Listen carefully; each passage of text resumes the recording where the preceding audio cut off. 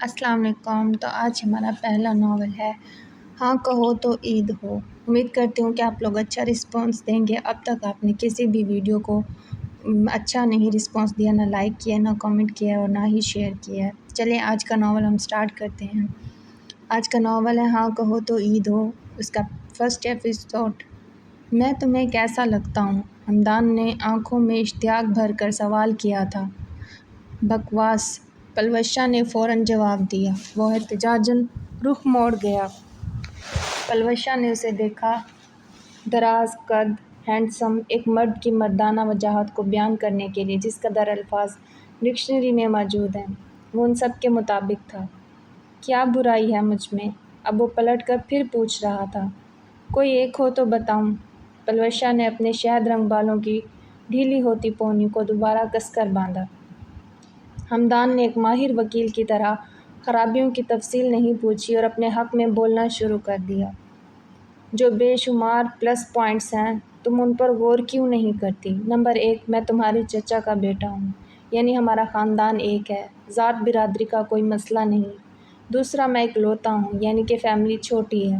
تیسرا، میں اسی گھر کے اوپر والے پورشن میں رہتا ہوں، تمہیں شادی کے بعد اپنے ماں باپ سے دور نہیں جانا پڑے گا۔ چوتھا، بس پلوشا نے ہاتھ اٹھا کر اسے مزید بولنے سے روکا تھا۔ یہی تمہارے نیگیٹو پوائنٹس ہیں۔ نمبر 1 کہ تم میرے چچا کے بیٹے ہو اور میں کزن میرجز کے خلاف ہوں، خواہ مخواہ کی پرابلمز۔ نمبر 2، تم اکلوتے ہو، میں بھی اکلوتی ہوں، ساری زندگی اکیلی رہوں؟ اب میں کسی بڑی فیملی میں شادی کرنا چاہتی ہوں۔ نمبر 3، اگر شادی کے بعد بھی میری زندگی چینج نہیں ہوتی اور میں نے یہیں رہنا ہے تو کیا لینا ایسی شادی کا؟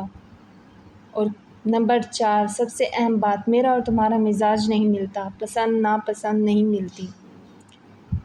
اب اس میں میرا کیا قصور ہے کہ تم ہر جلتے توے پر بیٹھی انگارے چباتی رہتی ہو اور میں ایک خوش مزاج انسان ہوں۔ اصل چیز ہوتی ہے محبت، اور وہ میں تم سے کرتا ہوں۔ حمدان نے کندھے اچکا کر اپنے ہی انداز میں اسے قائل کرنے کی کوشش کی۔ میں سڑیل ہوں تو تم کس خوشی میں میرے پیچھے پڑے ہو؟ پلوشا کو حسب معمول غصہ آ گیا۔ نہیں کرتی میں تم سے شادی، بھاڑ میں جاؤ تم۔ وہ پاؤں پٹکتی وہاں سے واک آؤٹ کر گئی تھی۔